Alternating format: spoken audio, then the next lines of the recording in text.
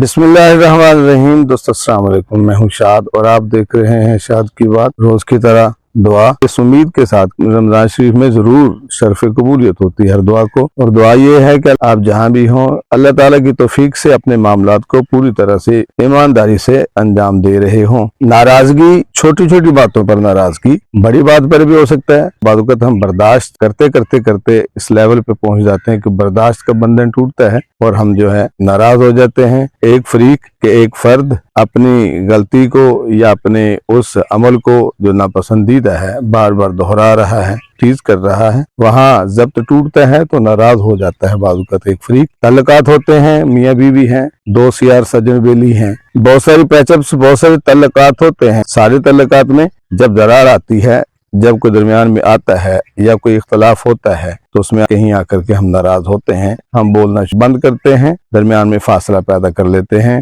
بعض اوقات تو یہی چیز ریمیڈی بن جاتی ہے، علاج بن جاتی ہے۔ کچھ دن آگے پیچھے ہو جائے، پیس لے لیں تو اس سے یقیناً ذہن یا دماغ وہ ریلیکس ہو جاتا ہے، اس پریکٹس سے، اس مشق سے یا اس ناپسندیدہ عمل کے دیکھنے سے، سننے سے ہٹ جاتا ہے۔ تو اس حوالے سے بھی ظاہر ہے آٹو ریپیئرنگ کا سسٹم دماغ میں رہتا ہے، اس سے ہم کچھ چیزیں بھولتے ہیں، آگے پیچھے ہو جاتے ہیں۔ اگر ایک چیز بار بار جیسے ٹیز کرتی ہے اس کی تکلیف اور دکھ بڑھتا رہتا ہے۔ اسی طرح ہم تھوڑا سا فاصلہ کر لیں تو اس میں ریلیکس ہو جاتی ہے، یا ماحول بدلنے سے بھی ہم ریلیکس ہو جاتے ہیں۔ کہنا مجھے یہاں یہ ہے، معاملات میں، تعلقات میں بعض اوقات ناراضگی ہوتی ہے، جو بھی ہو، جس طرح کا بھی تعلق ہے، دوست ہیں، یار بیلی سجن ہیں، میاں بیوی ہیں، محلے داری ہے، اڑوس پڑوس ہے، ورک پلیس ہے، بہت ساری جگہوں پہ تعلقات ہوتے ہیں۔ آپس میں بیٹھ جائیں، کسی اور کو انوالو نہیں کریں۔ دیکھیں ایک دو دن کی بات ہے، ریلیکس ہوتے ہیں، غور کرتے ہیں، توجہ کرتے ہیں تو کوئی نہ کوئی چیز نظر آ جاتی ہے کہ ایرر کدھر ہے۔ اگر ایسا سین ہو جائے تو ہمیں وہ ایرر ڈھونڈ کے ختم کرنا ہوتا ہے اور ختم کر لینی چاہیے، کیونکہ